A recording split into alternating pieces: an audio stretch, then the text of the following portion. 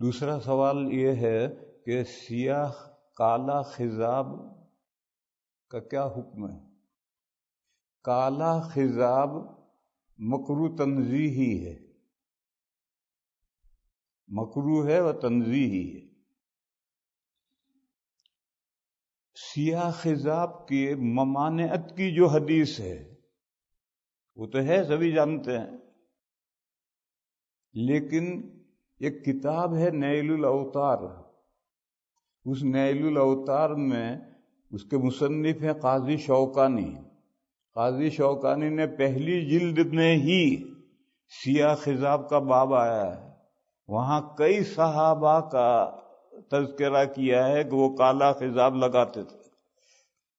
حوالہ دے رہا ہوں میں، نیل الاوطار شوکانی رحمہ اللہ کی کتاب ہے، اور پہلے ہی جلد میں 8 جلدوں میں وہ کتاب ہے، پہلے ہی جلد میں باب آیا ہے اور کئی صحابہ کا ذکر کیا ہے کہ وہ کالا خضاب لگاتے تھے۔ تو ایک طرف حدیث ہے، ایک طرف صحابہ کا عمل ہے۔ اب سنو، اگر 2 حدیثوں میں تعارض ہو جائے تو حکم ہلکا پڑ جاتا ہے۔ ایسے ہی حدیث اور فعل صحابی میں تعارض ہو جائے تو بھی حکم ہلکا پڑ جاتا ہے۔ اس کی میں مثال دوں، حدیث شریف میں فرمایا آگ میں مت جلاؤ دشمن کو۔ لڑائی میں دشمن سے بڑا غصہ ہے تو دشمن کو زندہ آگ میں جلا دیا، تو حدیث میں مانت ہے مت جلاؤ۔ اور حضرت علی کرم اللہ تعالی وجہہ جب خلیفہ تھے تو کچھ لوگ حضرت علی کو خدا ماننے لگے، وہ پکڑ کر سب لائے گئے۔ حضرت علی نے بہت سمجھایا کہ میں خدا نہیں ہوں، میں تو خدا کا معمولی بندہ ہوں، مگر نہیں مانا کہ آپ ہی خدا۔ تو حضرت علی کے حکم سے وہ سب آگ میں زندہ جلا دیے گئے۔ یہ واقعہ کوفہ میں پیش آیا ہے، اس کی خبر بصرے میں پہنچی حضرت ابن عباس رضی اللہ تعالی عنہما کو، جو وہاں قاضی تھے، حضرت علی کی طرف سے وہاں قاضی تھے۔ تو حضرت ابن عباس نے تبصرہ کیا کہ اگر یہ مقدمہ میری کورٹ میں آتا تو میں ان کو قتل کرتا، آگ میں نہ جلاتا۔ حضور نے آگ میں جلانے سے منع کیا ہے، اس لیے میں آگ میں نہ جلاتا، ان کو قتل کرتا، کیونکہ حضور نے فرمایا کہ من بدل دینہ فاقتلوہ، جو مرتد ہو جائے اسے قتل کرو، تو میں قتل کرتا، آگ میں نہ جلاتا۔ یہ ابن عباس کا تبصرہ جب حضرت علی کو کوفے میں پہنچا تو حضرت علی نے فرمایا صدق ابن عباس، ابن عباس نے صحیح کہا۔ گویا حضرت علی بھی جانتے ہیں کہ حضور نے آگ میں جلانے سے منع کیا ہے، پھر حضرت علی نے جلایا تو اب مسئلہ ہلکا پڑ گیا۔ اگر صحابی کا یہ فعل نہ ہوتا تو آگ میں جلانا حرام ہوتا، لیکن یہ حرام تو جو حکم قرآن میں ہوتا ہے اس کے لیے حرام لفظ استعمال کرتے ہیں، اور حدیثوں میں جو لفظ ہوتا ہے اس کے لیے مکروہ تحریمی استعمال کرتے ہیں، اور حرام اور مکروہ تحریمی عمل کے اعتبار سے برابر ہے۔ یہ بیچ میں مسئلہ سمجھو، فرض اور واجب، جو حکم قرآن میں ہے وہ تو فرض ہے، اور جو حدیث میں حکم ہے وہ واجب ہے، لیکن فرض اور واجب عمل کے اعتبار سے ایکول ہے۔ جیسا فرض پر عمل ضروری، واجب پر بھی عمل ضروری ہے۔ ہم 5 نمازیں فرض ہیں کہ ان کا ذکر قرآن میں ہے، وطروں کا ذکر قرآن میں نہیں حدیثوں میں ہے، لہذا وطر واجب ہے، 5 نمازیں فرض ہیں، لیکن پڑھنا جیسے 5 نمازیں پڑھنا ضروری ہے، وطر پڑھنا بھی ضروری ہے۔ اسی طرح سے قاعدہ سمجھو، جس حکم کی ممانعت قرآن میں ہوتی ہے وہ حرام ہے، جیسے خنزیر مت کھاؤ، شراب مت پیو، حرام ہے، اور جس چیز کا حکم حدیثوں میں ہے قرآن میں نہیں ہے تو پھر وہ مکروہ تحریمی ہوتی ہے۔ لیکن بچنے کے اعتبار سے حرام اور مکروہ تحریمی دونوں سے بچنا ہے۔ بعض لوگوں کے ذہن میں خواہ فرق ہے، بھائی چلو مکروہ ہے کرو، ارے مکروہ تحریمی اور حرام تو ایک درجے کے احکام ہیں، یہ تو درجہ بندی ہے کہ قرآن میں حکم ہے تو حرام لفظ فقہا استعمال کرتے ہیں، حدیث میں ہو تو مکروہ تحریمی کہتے ہیں۔ بہرحال اگر حضرت علی کا عمل نہ ہوتا تو آگ میں جلانا مکروہ تحریمی ہوتا، یعنی حرام ہوتا، لیکن جب حضرت علی کا عمل آیا حدیث کے ساتھ، حدیث جانتے ہوئے، حضرت علی حدیث جانتے تھے پھر یہ عمل کیا، تو اب حکم ہلکا پڑ گیا۔ اب مکروہ آگ میں جلانا مکروہ تنزیہی ہے، خلاف اولا ہے، اب حکم ہلکا پڑ گیا۔ یہ قاعدہ ہے کہ دو حدیثوں میں تعارض ہو جائے تو حکم ہلکا پڑ جائے گا۔ حدیث اور فعل صحابی میں، قول صحابی نہیں ہوگا، فعل صحابی میں تعارض ہو جائے تو حکم ہلکا پڑ جائے گا۔ تو حدیث میں کالے خضاب کی ممانعت آئی ہے، اور شوکانی نے کئی صحابہ کا عمل لکھا ہے کہ وہ خضاب کالا کرتے تھے، لہذا اب حکم ہلکا پڑ گیا، مکروہ یعنی مکروہ تنزیہی کے درجے میں آ گیا، مکروہ تحریمی سے نیچے آیا۔ مگر مفتیان کرام مکروہ تحریمی کہتے ہیں، اب تک وہ مکروہ تحریمی ہی کہتے ہیں، لیکن میں دوسری بات کہہ رہا ہوں کہ مکروہ تحریمی سے حکم نیچے آیا۔ جیسے آگ میں جلانا کسی بھی مخلوق کو آگ میں جلانا خلاف اولا ہے، مکروہ تنزیہی ہے، اسی طرح سے یہ بھی مکروہ تنزیہی ہے، اس لیے کہ صحابہ کا عمل اس کے مقابل اس کے خلاف ہے۔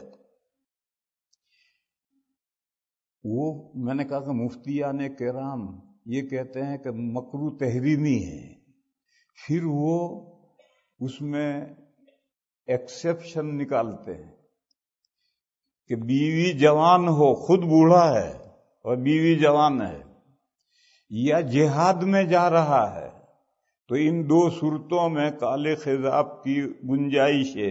یہ اس مکروہ تحریمی میں سے ایکسیپشن نکالا کہ ان دو صورتوں میں، لیکن ان دونوں صورتوں کا مصداق کیا ہے میں بتاؤں۔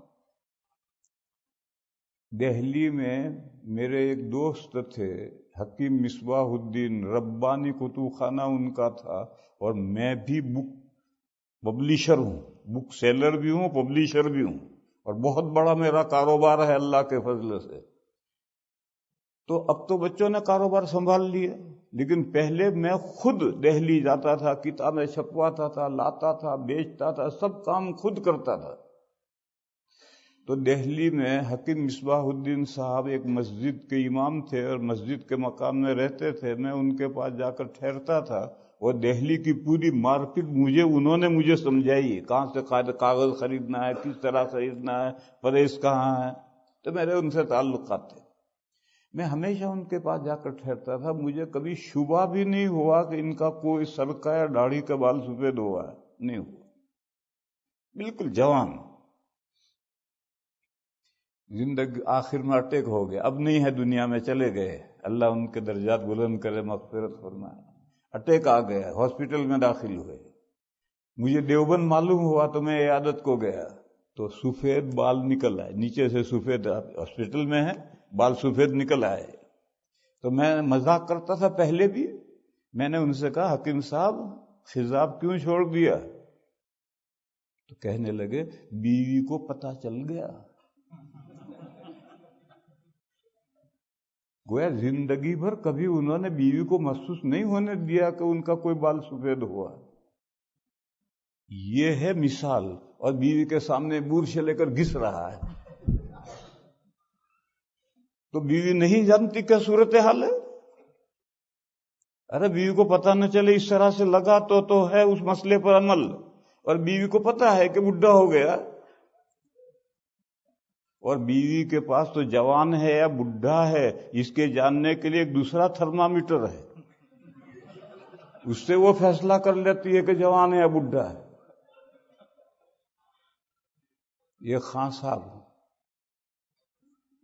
قبل از وقت ریٹائرمنٹ مانگ رہے تھے، کوئی خان صاحب ہو تو ناراض مت ہوئی ہو، قبل از وقت ریٹائرمنٹ مانگ رہے تھے، باس نہیں دے رہا تھا۔ ایک دن انہوں نے سینہ کھول کر دکھایا تو سارا سفید ہو گیا تھا، اس کو رحم آ گیا اور اس نے ریٹائرمنٹ دے دیا۔ خوش گھر آئے، بیوی سے کہا ریٹائرمنٹ مل گیا، اب بیٹھے بیٹھے کھائیں گے۔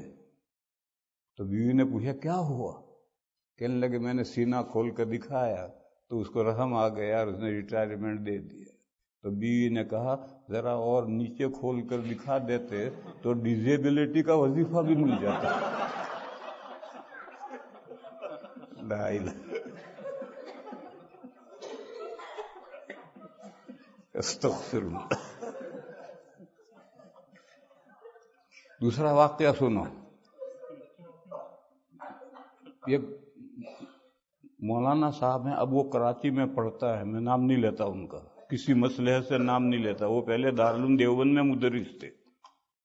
ان کے پاس ایک مہمان آیا، وہ لے کر میرے پاس آئے، وہ روس کے ساتھ جب افغانستان کی جنگ چل رہی تھی اس وقت کا مجاہد تھا، جہاد کرتا تھا روس کے خلاف۔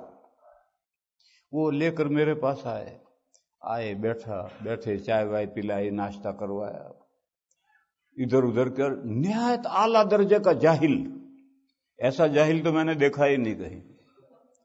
کہنے لگا حضرت علی افغانستان میں جہاد کے لیے آئے ہیں۔ لے، حضرت علی کہاں آئے ہیں؟ اور کہا ایک کافر کو انہوں نے مارا تو اس کی جو پنڈلی کی ہڈی ہے ایک ندی کے اوپر رکھی ہے، پل ہے، اور اب تک ہم چل رہے ہیں اس پر۔ ایسا جاہل اور جوان، نوجوان، چہرہ ٹماٹر جیسا۔ میں نے اس سے پوچھا آپ کی کیا عمر ہے؟ میں یہ سمجھتا تھا کہ یہ 30-35 سال کا جوان ہے، تو اس نے کہا میری عمر 75۔ تب میری سمجھ میں وہ فقہ کا مسئلہ آیا کہ مجاہد کو جو کالا خضاب لگانے کی اجازت ہے وہ یہ مجاہد ہے۔ اور چہرہ، گال ڈھل گئے ہیں، چہرے پر جھریاں پڑ گئی ہیں، اور اب کالا خضاب لگا کر کے دشمن کے سامنے جائے گا۔ دشمن نہیں سمجھتے بڈھا ہے، چہرہ بھی ایسا چاہیے جسے کالا خضاب کرے۔ پھر سنو، ہر خضاب زینت ہے، میں نے ایک خضاب کر رکھا، یہ زینت نہیں، اور کالے خضاب میں زینت کے علاوہ دھوکہ ہے۔ دھوکہ کرنے کیا ضرورت ہے؟ آپ زینت چاہیے، آپ کو خوبصورت